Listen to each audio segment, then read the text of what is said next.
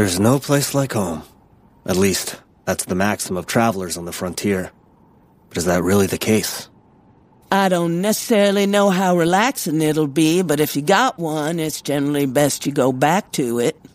You're talking about the girl, aren't you? You trying to suggest I shouldn't bring her home? Are there any hidden who've settled back at home after you delivered them? I wouldn't know. I'm only responsible for them until I get them home. But once they're there, it's somebody else's problem, you see. I'm not really in a position to provide maintenance and upkeep, you know. I met one once. Granny gazed vacantly at his beautiful countenance. Unrestrained curiosity and excitement colored her eyes. She couldn't conceive of this young man ever turning his thoughts to the past. It was in a village in a southwestern sector of the frontier. Apparently, he'd been run out of town by the whole community. This boy of about 8 was freezing to death by the banks of the river. Not long after I heard the particulars, he died. He must have done something or other, right? Don't you see?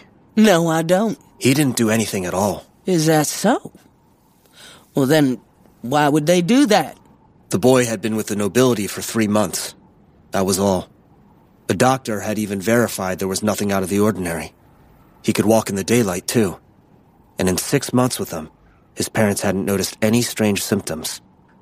However, a certain woman had her suspicions about him, and she went to the mayor and the leader of the vigilance committee and complained to them that she'd been bitten.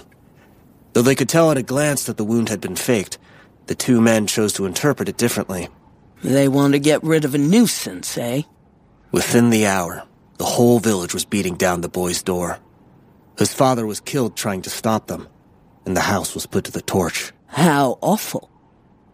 But I'm a bit surprised a lad at death's door could hold out long enough to tell you such an involved tale. The explanation came from his mother, who was right by his side. So, he had his mum there at the very end to look after him, did he? Well, that's something, isn't it? She was the same woman who'd tipped off the mayor. White sunlight held the 2 of them in its embrace. The world was unspeakably peaceful.